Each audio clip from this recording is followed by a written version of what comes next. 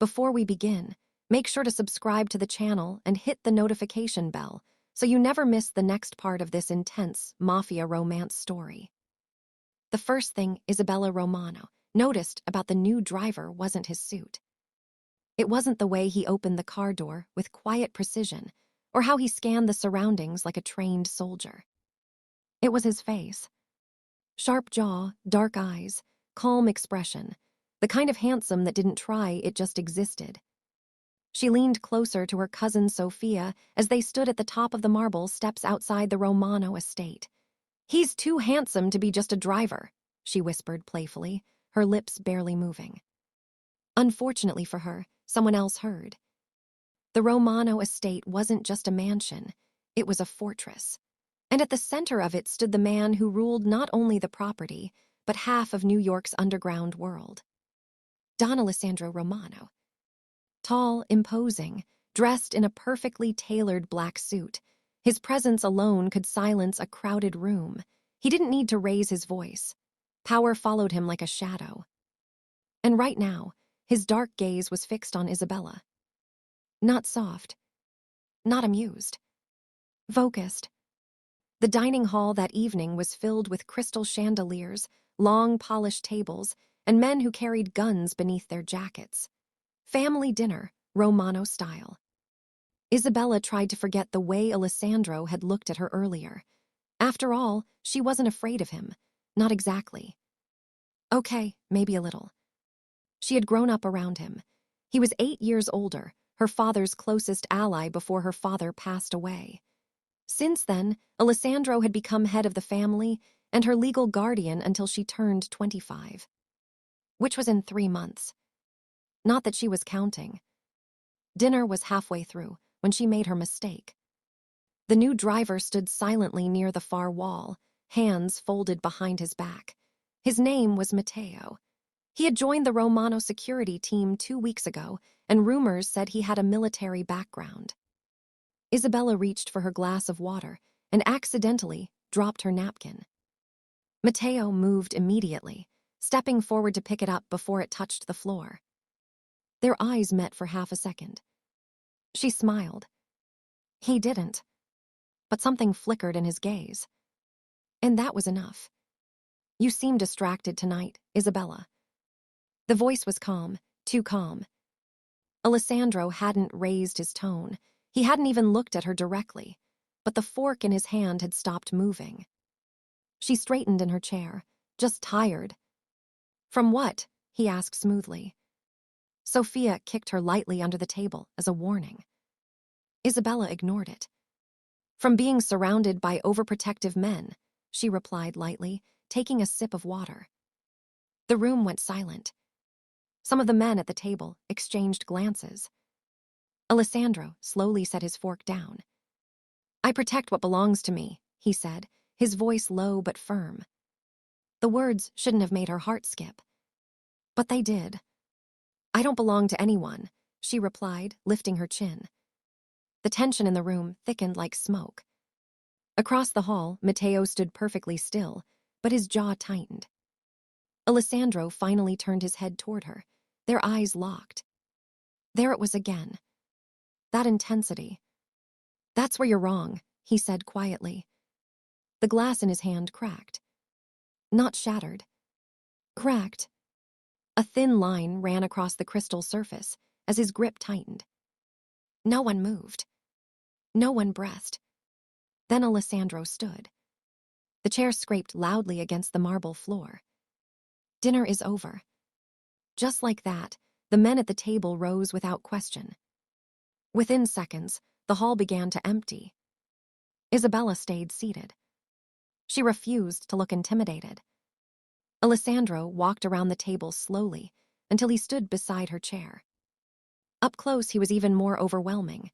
His cologne dark and expensive, his presence suffocating. "Do you enjoy provoking me?" he asked softly. She forced a smile. "You're the one breaking furniture." His hand came down on the table beside her, hard enough to make the plates rattle. "I don't tolerate disrespect," he said.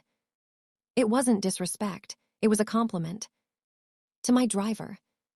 She tilted her head slightly, Yes, he's attractive, that's not a crime. His eyes darkened. It might be. A chill ran down her spine.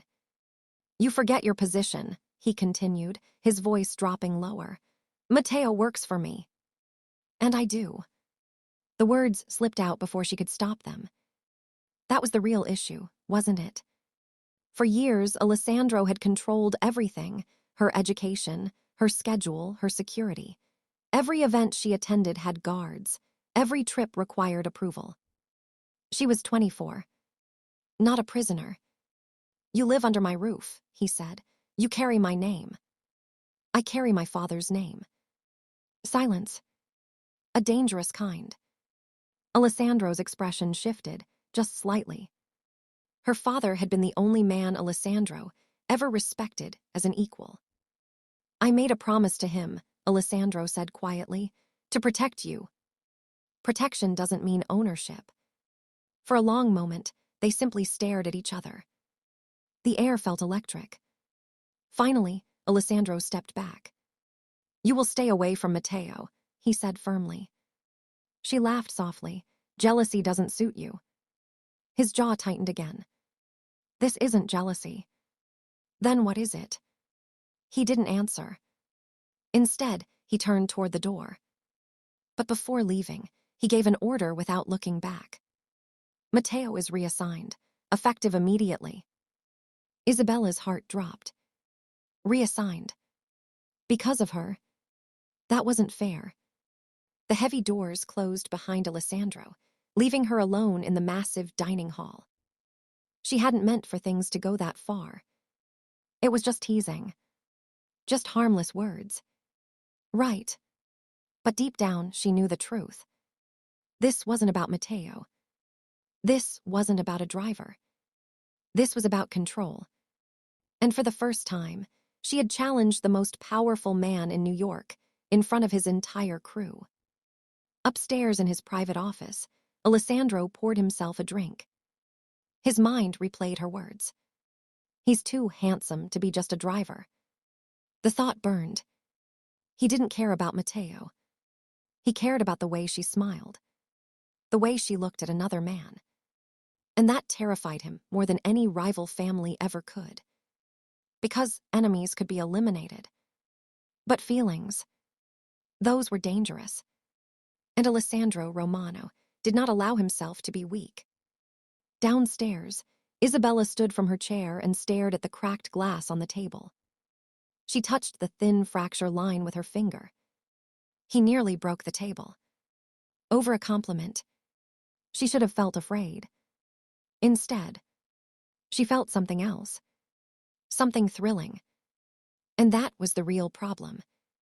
The next morning, the Romano estate felt different, heavier, like the walls themselves were holding their breath after last night's explosion, and Isabella felt it the moment she stepped out of her bedroom.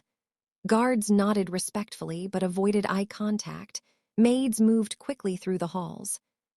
And when she reached the front driveway for her usual morning ride into Manhattan, Mateo was gone, replaced by an older driver named Carlo whose expression was blank and professional. And that single change irritated her more than she expected, because it confirmed that Alessandro hadn't been bluffing. He had actually reassigned a man simply because she called him handsome, and the realization both annoyed and unsettled her. She slid into the back seat without greeting Carlo and stared out the window as the black SUV rolled through the iron gates, her mind replaying Alessandro's cracked glass and the dark intensity in his eyes. And she hated that part of her had enjoyed provoking him, hated that her pulse had quickened when he leaned close enough for her to catch the faint scent of his cologne. By the time she arrived at Romano Holdings, the family's legitimate business front in downtown New York, she had decided she wouldn't let him control the narrative. She would confront him. But when she walked into the executive floor and saw him through the glass walls of his office, jacket off, sleeves rolled to reveal strong forearms, phone pressed to his ear as he spoke in calm but lethal tones about a shipment delay, she hesitated because this was the side of Alessandro the world feared, the strategist, the king. The man who could ruin lives with a single nod, and yet last night he had looked almost human. She knocked once and entered without waiting, and his dark eyes lifted instantly, assessing, calculating, dismissing the person on the other end of the call with a short, "Handle it," before hanging up, silence stretching between them as she crossed her arms and leaned against the edge of his desk. "Where is he?" She asked directly, and Alessandro didn't pretend to misunderstand. Instead, he leaned back in his chair, fingers steepled under his chin, and replied, "Working," in that infuriatingly calm voice. "That's not what I meant," she said sharply, and he arched one brow slightly, the smallest sign of challenge. "Matteo has been reassigned to warehouse security in Brooklyn," he said, as if discussing the weather, and her eyes widened because that wasn't just reassignment. It was exile from the main estate, from visibility from her. "You moved him across the city because I complimented him," she demanded, and Alessandro's gaze hardened a fraction. "I moved him because he forgot his place," he said, and she let out a disbelieving laugh. "He didn't do anything," she insisted, stepping closer, palms flat on his desk now. "You're punishing him for something I said." And his jaw tightened, that familiar muscle ticking beneath his skin. "He looked at you," Alessandro replied quietly, and the room seemed to shrink around them. "That's his job to be aware," she shot back, but Alessandro leaned forward suddenly, closing the distance across the desk. "Not like that," he said, voice dropping, and heat rushed to her face because she knew exactly what he meant, that brief flicker in Matteo's eyes, the subtle awareness, the recognition that she wasn't just the Don's ward but a woman. "You're imagining things," she whispered, though she wasn't entirely sure she believed it. "I imagine nothing," Alessandro answered, standing now, towering over her. "I observe," and she refused to step back even though every instinct told her to. "You don't own my reactions," she said softly, and for a moment something vulnerable flashed across his expression before it was buried under steel. "I own the consequences," he replied, and the weight of those words pressed down on her chest. She straightened, trying to regain control of the conversation. "I'm not a bargaining chip or a possession," she said. "In 3 months, I won't even legally be under your guardianship." And his eyes darkened further at the reminder. "3 months is a long time in my world," he said, and there was a warning in that statement that made her pulse skip. "What are you afraid of?" She challenged suddenly, and that question seemed to hit something raw because he went very still. "I'm not afraid," he said evenly. "Then why does it bother you so much that another man might find me attractive?" She pressed, and silence filled the office again, thick and electric, until finally he stepped around the desk, stopping only inches away from her, close enough that she had to tilt her head to meet his gaze. "Because," he said slowly, "men in my world don't admire something unless they intend to take it." And the intensity in his eyes stole her breath. "And I don't share," he finished, the confession slipping out before he could stop it. Her heart pounded wildly now, not from fear but from something far more dangerous, something that curled low in her stomach and made her fingers tremble slightly. "I'm not something," she whispered, and for a fraction of a second his hand lifted as if he meant to touch her, to brush a strand of hair away from her face, but he stopped himself, fingers curling into a fist instead. "You don't understand the dangers around you," he said more quietly, and she realized then that beneath the jealousy there was genuine concern, a promise made to her father that he carried like armor. "Then explain them," she said, softer now, and he looked away briefly as if debating how much truth to reveal. "There are rival families watching for weakness," he admitted. "They know you're important to me," and her breath caught at that, because he hadn't said protected or responsible, he had said important. "So this is about appearances?" She asked. "It's about leverage," he corrected. "If someone believes they can get close to you, they believe they can get close to me." And she realized with a chill that in his world affection was a liability. "Matteo would never," she began, but he cut her off. "You don't know what men are capable of when ambition is involved," he said firmly, and she couldn't argue with that entirely, not in the Mafia world where loyalty was often bought and sold. Still, resentment simmered because he hadn't trusted her judgment. "You could have talked to me instead of banishing him," she said, and something like regret flickered in his eyes. "I don't negotiate when it comes to your safety," he replied. "Or your pride," she countered, and that earned the faintest ghost of a smile, gone as quickly as it appeared. "Maybe both," he admitted, surprising her, and the tension between them shifted subtly from confrontation to something charged and unspoken. Before she could respond, A knock came at the door and one of his captains stepped in, urgency in his expression as he announced that a shipment had been intercepted by a rival crew. And just like that, the moment shattered, Alessandro's focus snapping back to business. "We'll finish this later," he told her, already moving toward the door, and as he passed, his shoulder brushed hers intentionally, sending a spark through her nerves. "Stay in the building today," he added without looking back, a command disguised as advice, and she stood alone in his office after he left, staring at the city skyline through the glass windows, realizing that what started as a playful tease had unraveled something far deeper, something neither of them was prepared to face, because jealousy was only the surface, and beneath it lay a truth far more dangerous. Alessandro Romano didn't just want to protect her. He wanted her, and in his world, wanting something meant claiming it. By the time evening fell over Manhattan, the Romano building no longer felt like a corporate headquarters, but a war room.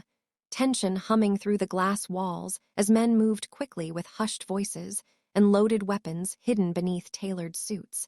And Isabella understood that whatever shipment had been intercepted was more than a simple business inconvenience. She remained where Alessandro had told her to stay, partly out of defiance and partly because she sensed something serious unfolding. And when she stepped out of his office to look for answers, she caught fragments of conversation. Names of rival crews, docks in Brooklyn, retaliation. Words that reminded her exactly who Alessandro was beyond the controlled jealousy and heated glances. He wasn't just a guardian or an overprotective man struggling with feelings. He was the Don, and someone had just challenged him. An hour later he returned, expression carved from stone, issuing orders with deadly precision. And when his gaze landed on her across the open floor, something unreadable passed through his eyes before he motioned for her to come inside his office again. She followed without speaking, closing the door behind her as the city lights flickered through the windows like distant stars. "You should have gone home," he said without turning around, loosening his tie slightly as if the day had finally begun to weigh on him. "You told me to stay," she replied calmly, and he exhaled, half irritated, half resigned. "I meant for your safety," he said, "and I'm safer here with you than anywhere else, right?"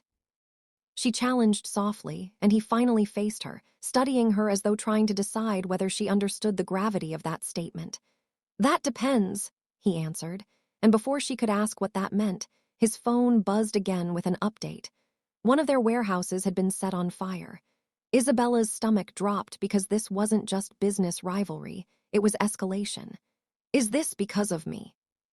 she asked suddenly, the thought crashing into her, his expression hardened. "No," he said firmly, stepping closer. "Don't ever assume that men go to war over a woman's compliment." But she saw the flicker of truth he didn't voice. Weakness invited attack, and she had publicly unsettled him the night before. "You think they see me as weakness," she whispered. "They see you as leverage," he corrected quietly, and that word again wrapped around her throat like a chain. She swallowed. "Then stop treating me like something that can be used," she said, her voice steady despite the storm outside. For a moment they simply stood there, tension crackling louder than the distant sirens echoing through the city. "You want honesty?" he asked abruptly, and she nodded. "When you smiled at him," he began, voice low and controlled. "It wasn't strategy, it wasn't politics, it was instinct, and that's what terrified me." Her heart pounded in her ears. "Why?" She breathed. "Because I wanted to break something," he admitted, jaw tightening as though the confession cost him. Not the table, not the glass. The raw possessiveness in his tone sent a shiver down her spine, and yet instead of fear, heat pooled in her chest. "That's not rational," she whispered. "Neither is wanting you," he replied, and the words landed heavy between them. Silence swallowed the room as the truth hung exposed, no longer disguised as protection or duty. She stepped closer, her pulse racing wildly. "Then why fight it?" she asked. He laughed softly, but there was no humor in it. "Because men like me don't get to want things without consequences," he said. "You think I don't know what this would look like? My ward, the daughter of the man who trusted me. The enemy's waiting for any excuse to question my judgment." His voice sharpened at the end. "So this is about reputation," she said quietly. "It's about survival," he corrected. She searched his face, seeing not just the Don but the man who had carried her father's coffin, who had stood beside her at every milestone since. "You think I'm a liability," she said. I think you're the only thing in this world that could ruin me, he answered honestly, and the vulnerability in that admission stunned her more than his jealousy ever had. Outside the office, raised voices signaled another update, another problem demanding his attention, but neither of them moved. What if I don't want you to fight it? She asked softly. His eyes darkened and he stepped so close she could feel the heat radiating from him. Isabella, he warned, her name barely more than a breath. I'm not a child, she continued, her voice trembling slightly now, and I'm not afraid of your world. He lifted a hand as if to cup her face but stopped inches away again, battling himself. You should be, he said. I'm more afraid of never knowing, she whispered. That broke something in him because his restraint snapped. His hand finally closed the distance, fingers brushing along her jaw in a touch so gentle it contradicted everything he represented. Her breath hitched. If I cross this line, he murmured, there's no going back, and she didn't hesitate. Then don't go back, she replied. The tension exploded as his other hand gripped her waist, pulling her against him, and for one suspended heartbeat the world outside ceased to exist. No rival families, no burning warehouses, no rules, just the undeniable pull between them. His forehead rested against hers, both of them breathing hard as though they had just run miles instead of standing still. You don't know what you're asking, he said, voice rough. Yes, I do, she insisted. And this time when he kissed her, it wasn't tentative, it wasn't restrained, it was months, maybe years of suppressed desire unleashed in a single devastating moment. The kiss was fierce, claiming, filled with everything he had refused to say, and she responded just as fiercely, fingers gripping his shirt as if anchoring herself to the storm. But just as quickly as it began, he pulled back, chest rising rapidly, eyes conflicted. This changes everything, he said hoarsely. Before she could respond, the office door burst open and one of his captains stepped inside without knocking, urgency overriding protocol. Don, the man said, breathless, we have a problem. They've taken someone from the estate. The words froze the air. Alessandro's entire demeanor shifted in an instant, desire replaced by lethal focus. Who? He demanded. The answer came like a gunshot. Matteo! And Isabella felt the ground tilt beneath her feet, because in that single revelation she understood two terrifying truths at once. First, that their enemies had been watching far more closely than they realized, and second, that her harmless tease had just turned into something far more dangerous than jealousy. The name hung in the air like smoke after a gunshot. Matteo. And for a split second Isabella couldn't breathe. Because what had started as a teasing compliment had now spiraled into kidnapping and retaliation, and Alessandro's entire presence transformed in front of her eyes. The warmth from moments ago vanished, replaced by something cold, calculated, and terrifyingly efficient. The Don fully awakened as he turned to his captain with eyes that promised destruction and demanded every detail.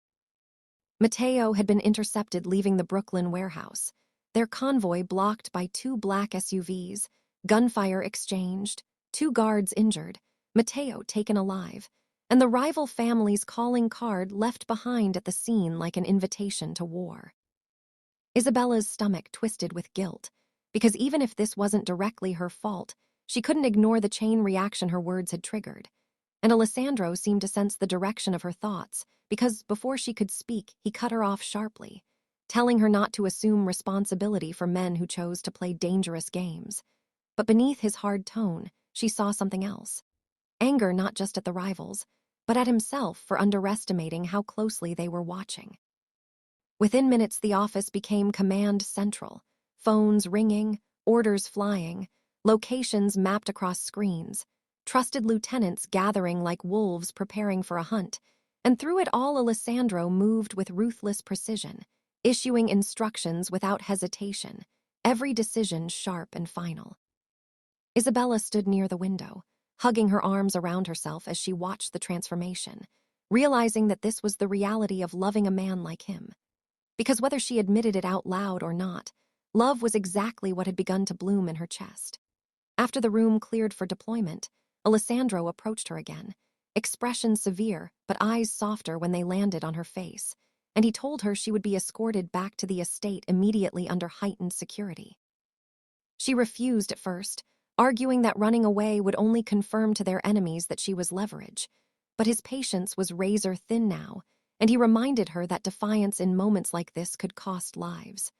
Reluctantly, she agreed, though not without extracting a promise that he would bring everyone home alive. He didn't promise that, because he never lied, but he did promise that no one would touch her again without consequences. The ride back to the estate felt longer than usual, sirens echoing in the distance as Romano vehicles moved like a dark convoy through the city, and Isabella stared at her reflection in the tinted window, wondering how a whisper about a handsome driver had turned into a citywide manhunt. At the estate, security had doubled, gates locked down, guards posted at every entrance, and Sophia rushed to her side with panic written across her face, asking 100 questions Isabella couldn't answer. Hours passed like slow torture as updates came through encrypted calls, snippets of information relayed carefully, and Isabella learned that the rival family, the De Lucas, had taken credit, claiming it was a message rather than a negotiation, proof that they could reach into Romano territory whenever they wished. Midnight approached when Alessandro finally returned to the estate, his suit jacket gone, shirt sleeves stained faintly with what she prayed was not blood, and the look in his eyes told her negotiations had failed.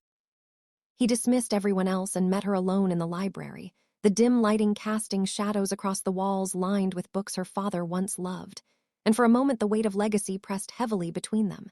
"They want territory," he said flatly, pouring himself a drink he didn't touch. "And," she asked carefully, "and they think taking one of my men makes me hesitate," he replied, voice laced with quiet fury. She stepped closer, searching his face for cracks. "Will you?" She whispered, his gaze snapped to hers. "No," he said without hesitation, and she realized that meant blood. "Alessandro," she began, but he interrupted gently this time. "They crossed a line," he said, and there was no turning back in his tone. Guilt surged through her again. "If I hadn't," she started, but he closed the distance quickly, gripping her shoulders firmly. "Stop," he commanded softly. "This is not because you teased a driver. This is because men like them test strength, and I showed restraint last night instead of dominance." His jaw tightened as he admitted it. "They sense distraction," he continued, eyes locking onto hers, "and in this world distraction is weakness." The implication hit hard. His feelings for her had created vulnerability. She swallowed. "Then push me away," she whispered painfully. His grip tightened slightly.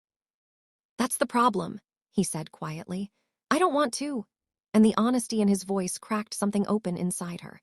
Footsteps echoed in the hallway, and one of his captains entered with urgent news. The location of the De Lucas' temporary holding site had been traced to an abandoned shipping yard near the Hudson.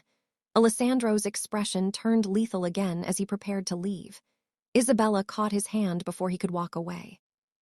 "Bring him back," she said, not just for Matteo's sake, but because she needed to believe not everything ended in tragedy. He studied her face, then nodded once. "Lock the doors after me," he instructed, brushing his thumb briefly across her cheek in a rare display of tenderness before turning into the storm. The hours that followed stretched endlessly as she paced the library floor, every distant noise making her flinch, and when gunfire finally echoed faintly from the direction of the river, her heart nearly stopped. Sometime near dawn, engines roared into the estate driveway, and she ran toward the entrance despite guards trying to stop her. The heavy doors opening just as Alessandro stepped inside surrounded by his men. His face was streaked with exhaustion and something darker, but he was alive. Behind him, 2 guards supported a bruised but conscious Matteo, and relief flooded her so intensely her knees nearly gave out. Alessandro's eyes found hers immediately, searching for reassurance, and in that look she understood something irreversible. This war wasn't just about territory anymore, it was personal, and the cost of a whisper had been blood, bullets, and a line crossed that could never be uncrossed.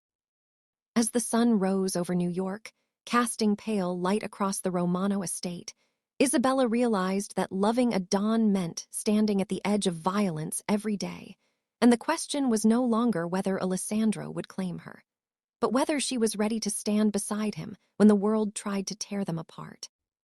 Morning light poured over the Romano estate like nothing had changed, like the night hadn't been filled with gunfire and bloodshed. But inside the mansion the atmosphere was thick with consequence, and Isabella felt it in every hurried footstep echoing down the marble halls.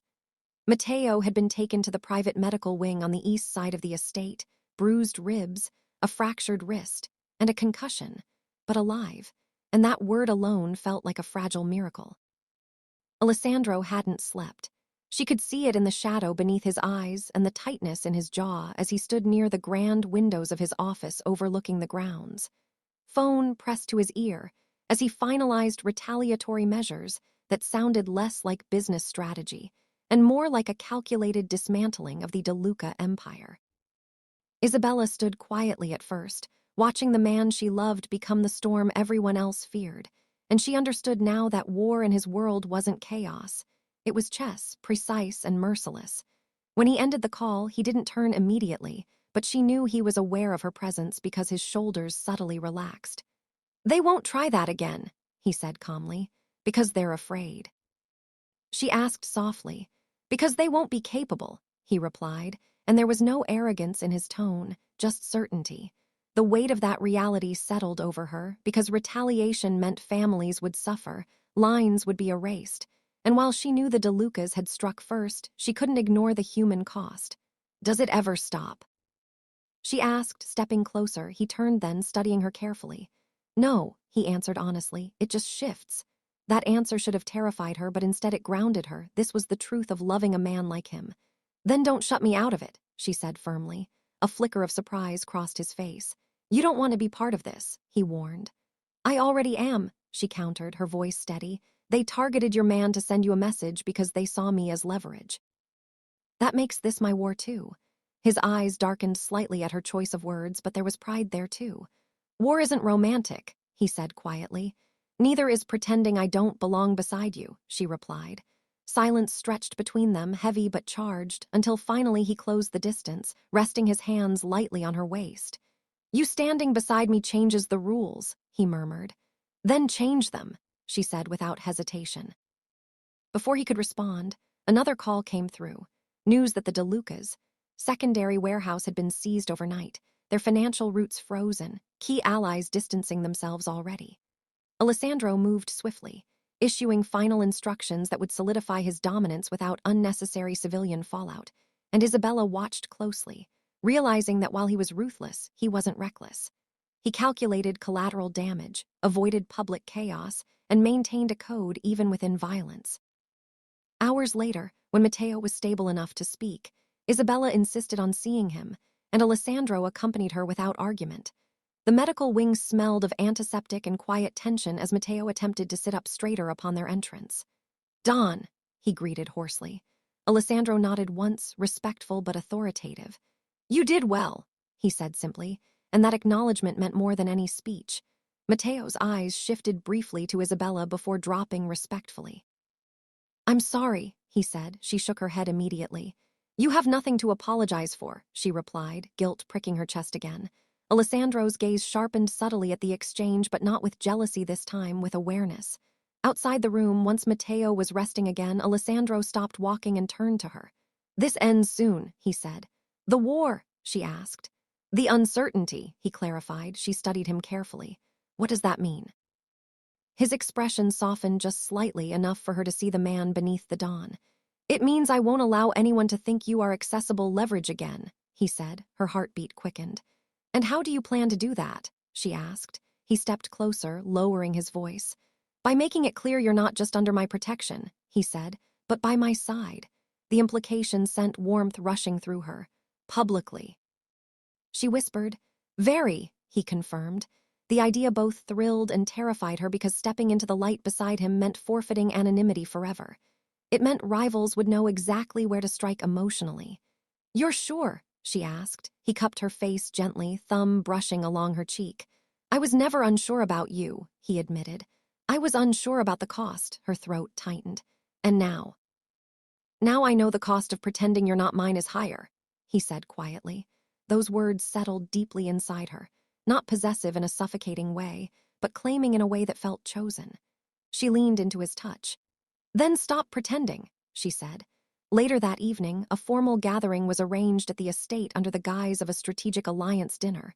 Representatives from multiple families invited, whispers of last night's retaliation already circulating.